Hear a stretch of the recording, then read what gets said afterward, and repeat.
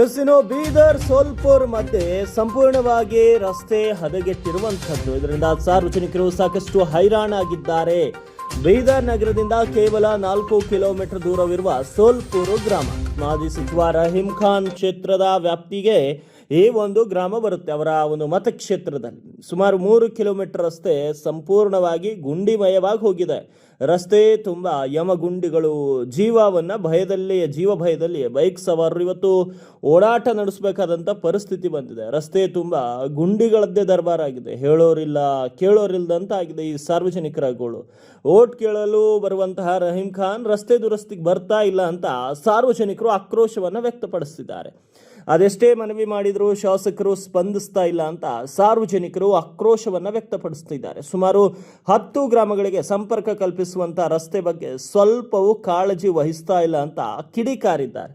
ಪ್ರತಿದಿನ ಈ ರಸ್ತೆಯಲ್ಲಿ ಸಂಚರಿಸುವ ಜನರಿಗೆ ನಿತ್ಯ ನರಕ ಯಾತನೆ ಆಗ್ತಾ ಇದೆ. ರಾತ್ರಿ ಈ ಗುಂಡಿಮಯ ರಸ್ತೆಯಲ್ಲಿ ಓಡಾಡಲು ಕೂಡ ಸ್ಥಳೀಯರು ಭಯ ಪಡ್ತಾ ಇದ್ದಾರೆ. ಜನಪ್ರತಿನಿಧಿಗಳು ಹಾಗೂ ಅಧಿಕಾರಿಗಳು ಕೂಡಲೇ ಸುಸಜ್ಜಿತ ರಸ್ತೆಯನ್ನು ನಿರ್ಮಾಣ ಮಾಡಬೇಕಾಗಿ ಸ್ಥಳೀಯರು ಮನವಿಯನ್ನು ಮಾಡ್ತಾ ಇದ್ದಾರೆ. ಈಗ ನಮ್ಮ ಊರಿಗೆ ರಿಂಗ್ ರೋಡ್ ಹಿಡಿದು ಸೋಲ್ಪುರ್ ತನಕ ರೋಡು ಹಾಳಾಗಿ ನಂತರ 10-15 ವರ್ಷ ಐತ್ರಿ ಸರ್. ನಾವು ಸುಮಾರು ಸರಿ MLA ಅವ್ರ ಬಲ್ಲಿ ಹೋಗಿದ್ದೀವಿ, MP ಬಲ್ಲಿ ಹೋಗಿದ್ದೀವಿ. ಮೊನ್ನೆ DC ನಡೆ ಹಳ್ಳಿ ಕಡೆ ಅಂತೇಳಿ ಕಾರ್ಯಕ್ರಮ ಮಾಡಿದ್ರು ಮಳೆಗೊಂದಾಗ. ಅವತ್ತು ಭೀ ಕೂಡ MLA ಅವ್ರಿಗೆ ಕೇಳಿದೆವು, ನಾವು ರೈಟಿಂಗ್ದಾಗ ಕೊಟ್ಟು ಕೇಳಿದೆವು. ಅವ್ರು ಹೇಳಿರಲ್ಲಿ ಅಪ್ರೂವ್ ಆಗ್ಯದ, 1 ತಿಂಗಳದ ಮಾಡಿಸ್ತೇವೆ ಅಂತ ಹೇಳಿರು. ಈಗ 1 ತಿಂಗಳ ಆದ್ರೆ ಭೀ ನಾವು ಮಾಡಿಸಲು ಹೋಗಿರ್ರಿ ಊರಿಗೆ ಸರ್. ಈ ರೋಡು ಕಮ್ಸೆ ಕಮ್ ಒಂದು 10 ಊರಿಗೆ ಸಂಪರ್ಕ ಅದ ರೀ. ಮುಂದೆ ನಂದಗಾಂವ್ ಅದ ರೀ, ಬಸವಂಪುರ ಅದ ರೀ, ಮಿರ್ಜಾಪುರ ಅದ ರೀ, ಚಿಲ್ಲರ್ಗಿ ಚಿಮ್ಕೋಡ್ ಅದ ರೀ. 10 ಊರಿಗೆ ಸಂಪರ್ಕ ಹೋಗ್ತದೆ ಸರ್ ಈ ರೋಡ್ನಿಂದ.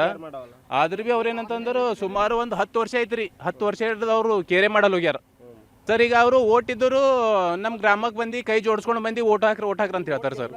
ಈಗ ನಾವು ಅವರು ಗೆದ್ದಿನ ಮೇಲೆ ಅವರು ಬರೆಯವಲ್ ಹೊಂಟ್ರ ನಮ್ಮ ಊರಿಗರ. ಈ ರಹೀಂ ಖಾನ್ ಅವ್ರ ಗೆದ್ದಿನ ಮೇಲೆ ನಮ್ಮ ಊರಿಗೆ ಒಂದ್ಸಲ ಭೀ ಬಂದಿಲ್ಲ ಸರ್. ನಾವೇ ಅವ್ರ ತನಕ ಹೋಗಿ ರೈಟಿಂದ ಕೊಟ್ಟಿದ್ದೇವೆ ಅವ್ರಿಗೆ. ಸರ್ ನಮ್ಮ ಊರಿಗೆ ರೋಡ್ ಹಾಳಾಗ್ಯದ ಮಾಡ್ಕೊಡ್ರಿ ಅಂತ ಹೇಳಿದ್ವಿ. ಅವ್ರು ಮತ್ತೆ ದೊಡ್ಡ ಭಾಷಣದಾಗ ದೊಡ್ಡ ವೇದಿಕೆದಾಗ ಹೇಳ್ತಾರೆ ಸರ್. ಬೋರ್ಡ್ಗಳೆಲ್ಲ ಹಚ್ತಾರಲ್ಲ, ಬೋರ್ಡ್ ನೋಡ್ರಿ ನೀವು 200 ಕೋಟಿ 300 ಕೋಟಿ ಬೋರ್ಡ್ ಸರ್. ಸುಮ್ಮನೆ ಡಂಬಕಿ ಸರ್. ಅದ್ರಾಗ ಗುತ್ತಿದವ್ರಿಗೆ ಏಟ್ ಹೋಯ್ತದ, ಅವ್ರಿಗೆ ಏಟ್ ಕಮಿಷನ್ ಹೋಯ್ತದ ಅದೆಲ್ಲ ಹೇಳ್ಬೇಕು ಅವ್ರು ನಮಗೆ ಜನರಿಗೆ. ನಾವು ಕಟ್ತಕ್ಕಂಥ GST ಹಣ ಅವರು ಲೂಟಿ ಹೊಡಿತಾರೆ.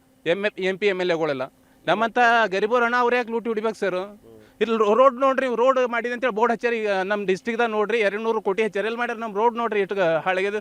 ಒಂದು ಗಾಡಿ ಹೋಗಲ್ಲ, ಒಂದು ಕಾರ್ ಹೋಗಲ್ಲ, ಏನು ಹೋಗಲ್ಲ. ಮಳೆಗಾಲದಾರ ಮತ್ತು ಪೂರಾ ನಾವು ನಡ್ಕೋತ ಹೋಗ್ಬೇಕಾಯ್ತು. ತೋಲ್ ಕಷ್ಟ ಅದ ಸರ್. ಸುಮ್ಮನೆ ಅವ್ರು ಕೋಟಿ ಅಂತೇಳಿ ಬೋರ್ಡ್ಗಳು ಹಚ್ತಾರೆ, ದೊಡ್ಡ ಭಾಷಣ ಬಿಗಿತಾರೆ ದೊಡ್ಡ ವೇದಿಕೆ ಮೇಲೆ. ನೋಡ್ರಿ ಈಗ ಇದು ನಮ್ಮ ಊರಿಂದ ಹೆಂಗದ ರೋಡ್ ಭಾಳ ಹಾಳಾಗಿದೆ ಸರ್. ದಯವಿಟ್ಟು ನಿಮ್ಮದು ಮೀಡಿಯಾ ಮುಖಾಂತರ ನಾವು ದಯವಿಟ್ಟು ಕಳಕಳಿಯಿಂದ ಕೇಳ್ಕೊತೀನಿ, ಈ ರೋಡು ನಮಗೆ ಮಾಡಿಸ್ಕೊಡ್ರಿ. ಜನರಿಗೆ ಎಲ್ಲರಿಗೆ ಅನುಕೂಲ ಮಾಡಿಕೊಡ್ರಿ. ಮತ್ತು ರೈತರಿಗೆ ಏನಂತಂದ್ರೆ ಏನು ಭೀ ಸಾಮಾನದು ಒಯ್ಲಕ್ಕಾಗಲ್ಲ, ಭಾಳ ತೊಂದರೆ ಆಗಲ್ಲ ಮಾಡಿಕೊಡ್ರಿ ಅಂತೇಳಿ ಕೇಳ್ಕೊತೀವಿ. ಈ ಸೋಲ್ಪುರ್ನಿಂದ ಬೀದರ್ ಹೋಗೋ ರೋಡ್ ಓನ್ಲಿ 3 ಕಿಲೋಮೀಟರ್ ಅದ. ರಹೀಂ ಖಾನ್ ಅವ್ರಿಗೆ ಎಷ್ಟು ಹೇಳಿದ್ರು ಕೇರ್ಲೆಸ್ ಮಾಡತ್ತಾರ. ಪೂರಾ ಗಾರಿ ಬಿದ್ದೋಗ, ಮಕ್ಕಳು ಬಿದ್ದರೆ ಅತ್ತೆ ಹೊಡೋಯ್ತಾವ ಕೆಳಗೆ. ಬಾಯಿದಾಗ ಹೆಂಗೆ ಬೀಳ್ತು ನೋಡ್ರಿ. ಈಗ ಬೋರ್ವೆಲ್ದು ಹಂಗೆ ಬಿದ್ದೋಗ್ಯದ. ಪೂರಾ ಖರಾಬ್ ರೋಡ್ ಅದ ಸರ್. ಎಷ್ಟು ಹೇಳಿದ್ರು ಕೇರ್ಲೆಸ್ ಆಗ್ಲತ್ತದ. ಆಲ್ರೆಡಿ ಜಲ್ದಿ ಆದ್ರೆ ಚಲೋ ಅದ ಸರ್. ಇದು ಇಲ್ಲಾಂದ್ರೆ ಭಾಳ ಒತ್ತಡ ತರಬೇಕಾಯ್ತು ನಮ್ಮ ರಹೀಂ ಖಾನ್ ಸಾಬ್ರ ಮೇಲೆ. ಅವರಿಗೆಲ್ಲ ಹೋಗಿ ಹೇಳಿದೆವು ಆಲ್ರೆಡಿ ಸರ್. ಮಳೆಗಾಲದ ಮೀಟಿಂಗ್ ಇತ್ತು, ಆದ್ರೂ ಕೇರ್ಲೆಸ್ ಮಾಡತ್ತಾರ. ಆದ್ರೂ ಜಲ್ದಿ ಆದ್ರೆ ಸರಿಗದ ಸರ್. ಈ ಮಳೆಗಾಲದಾಗ ಮತ್ತು ಪೂರಾ ಕೆಟ್ಟ ಹೋಯ್ತು ಸರ್. ಓಡಾಡೋಕ್ಕೆ ಬರಲ್ಲ. ಮಿನಿಮಮ್ ಇದು ಭಾಳ ಒಂದು 10 ಹಳ್ಳಿಗೆ ಸಪೋರ್ಟ್ ಅದ ಸರ್ ಇದು ರೋಡ್. ಇಲ್ಲಾಂದ್ರೆ ಹೋಗ್ಲಿಕ್ಕೆ ಬರಲ್ಲ ಸರ್. ಮಳೆಗಾಲದಾಗ ಪೂರಾ ನೀರೇ ನಿಂದಿರ್ತಾವೆ. ಇದಾಗೆ ಇಷ್ಟು ಪ್ರಾಬ್ಲಮ್ ಅಲ್ಲ ಸರ್. ಮಳೆಗಾಲದಾಗರ ಲೆಕ್ಕನೇ ಇಲ್ಲ ಸರ್ ಇದ್ರ. ನಾವು ಕಳಕಳಿ ಹತ್ತೋಯ್ತದ ಸರ್. ಪೂರಾ ಗಾರಿ ಅದ ಸರ್ ಇದು. ಅದ ಕಾರಣ ಹೇಳ್ದೋ ಸರ್. ಭಾಳ ಆದಷ್ಟು ಜಲ್ದಿ ಮಾಡ್ಬೇಕಂತೇಳಿ ನಮ್ಮ ಕಳಕಳಿ ಇದೆ ಸರ್.